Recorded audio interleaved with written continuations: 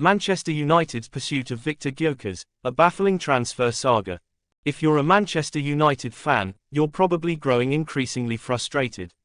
Despite numerous reports that Viktor Gykores has no interest in joining the Red Devils, the club continues to be heavily linked with a move for the Swedish striker. The situation has become one of the most confusing and polarizing storylines of the summer transfer window. Just yesterday, conflicting reports emerged from both sides of the channel. British journalist Ben Jacobs reiterated that United have shown no intention of signing Gykores and have not even approached Sporting CP. However, the Portuguese media painted a completely different picture, one in which United are serious contenders, ready to meet Sporting's €80 million asking price. But one point of agreement across all reports is that Gykores remains steadfast, his preference is Arsenal.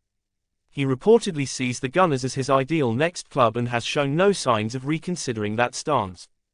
The plot thickens. Transfer insider Fabrizio Romano added more nuance to the situation on Sunday. According to Romano, it is intermediaries, not the club itself, who are suggesting to Sporting that United are prepared to pay the release clause. He emphasized there's been no direct contact between Manchester United and Sporting so far, and that any perceived interest might be due to third-party involvement. However, Portuguese sources once again tell a different story. In Monday morning's edition of Ebola, page 6, the paper claims that after direct contact with United, Sporting's management now believes the interest is genuine. They report that the Red Devils are edging toward the €80 million figure, and a preliminary agreement is close, pending the formalization of the offer. The obstacle, as always, remains Gykores himself. He needs convincing. According to Record, also Monday's edition, page 6, the player is adamant about joining Arsenal and has no intention of changing his mind, even if it means waiting until the final day of the transfer window. Why is United still involved? This leads to the big question that has puzzled fans and pundits alike. Why are Manchester United seemingly pursuing a player who has repeatedly made it clear he does not want to join them? Even back in April, when asked about Gykores' links, United's prospective new head coach, Ruben Amorim, emphasized the importance of signing players who genuinely want to be part of the project, not just ones looking to play in the Champions League. Despite that, Ebola hints that there's still a glimmer of hope for United. The paper suggests that Amorim might personally reach out to Gykores, who is currently vacationing in Mallorca, in a last-ditch effort to change the striker's mind. But they acknowledge that it will be a difficult task. One thing seems clear: Ineos, United's new part owners overseeing football operations, are not prone to reckless moves. If they're entertaining this possibility, there's a strong chance they've received some indication that Gykores could eventually be persuaded, particularly with Amorim potentially playing a pivotal role in that conversation. Trying to make sense of the situation. As it stands, the story is full of contradictions, strategic leaks, and unconfirmed negotiations. Based on everything that's emerged so far, 4 possible explanations come to mind. 1. Intermediaries driving the narrative. Romano's version may be the most accurate. Intermediaries, rather than the clubs themselves, are attempting to stir interest and ignite a deal.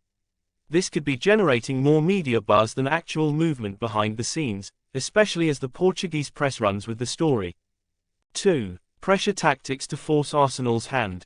It's entirely plausible that either Sporting president Frederico Varandas or Gykores' agent Hassan Satinkaya is using United's name to pressure Arsenal into speeding up negotiations and agreeing to the €80 million release clause.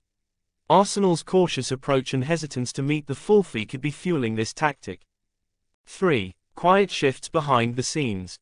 There's also a chance that someone at United, possibly Amorim himself, has already sounded out Gykores and believes there's a path forward. If the striker has softened his stance, even slightly, United may be preparing an official bid with more confidence than public statements suggest. 4. Arsenal's delay creating an opening. Gykores may be growing frustrated with Arsenal's reluctance to finalize a deal.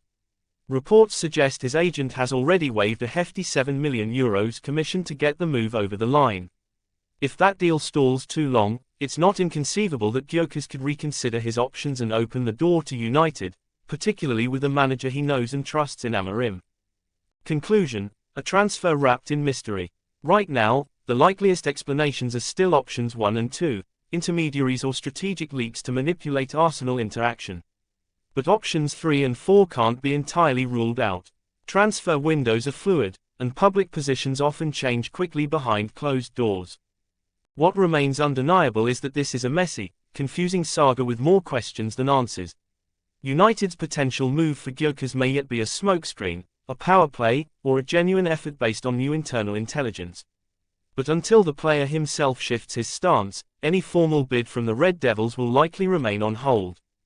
And for now, Manchester United fans are left scratching their heads, wondering why the club would chase a player who so clearly dreams of wearing a different shirt.